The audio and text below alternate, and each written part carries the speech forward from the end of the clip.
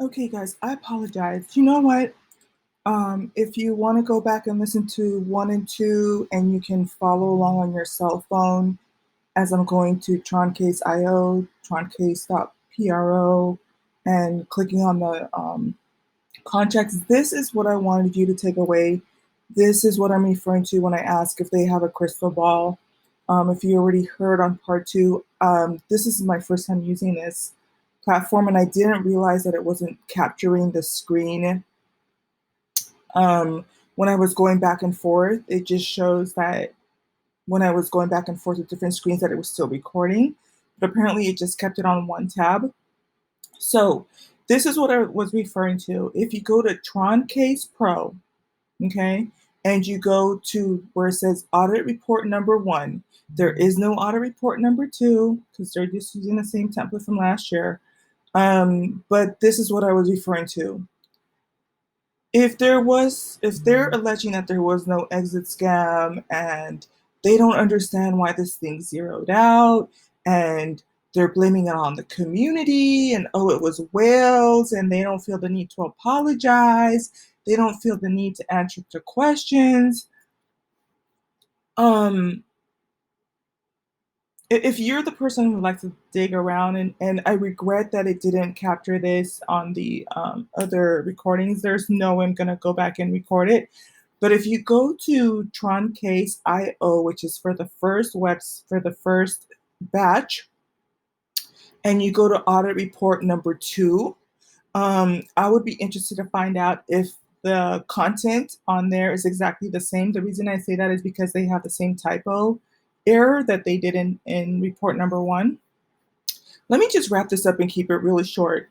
But if they didn't know that there was going to be an exit scam, and TronCase Pro is supposed to be in response to everything zeroing out, and they're trying to help everybody, and they want to make sure everybody's happy, and um, they had no idea. How do you explain that there is a report prepared for TronCase Pro in November 7 of 2020? I have questions. I want to. I have questions. I want to know. Now, mind you, TronCase.io hadn't even been launched yet. It was launched in December 24, 2020. But yet they have a whole report by the same person who wrote report number 1.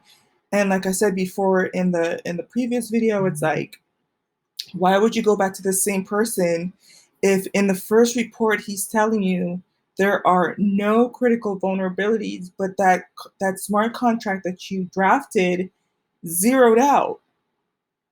Oh, wait, that's why you blame the community. Gotcha. Okay, gotcha. Okay. Blame it on the community. So yeah, I'm just gonna leave this here. I don't know. Tell me what you think in the comments. I really do regret that it didn't show all of the screens. Um, I think this is the most important part. I'm gonna have to go back in and play around with how to show you, because I really wanted you to see how the contracts are. There was a part where I was referring to Tron Moon just for giggles.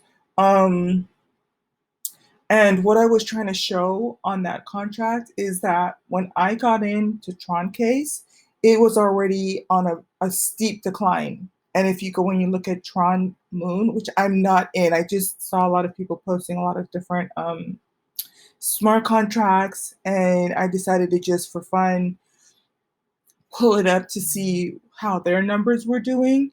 And and you see that same sharp decline. And I haven't heard anybody sound the alarm or alert for that yet, but just kind of know that it looks like they're getting ready to pull the rug from under you on that too. Just starting to pull, um, you know, here and there consistently. And who knows if they're anything like Tron's case, maybe they'll wait until Friday night in the middle of the night on a weekend when everybody's sleeping with their family and vacationing and having no idea the rug is being pulled from under them. So All right, that's all.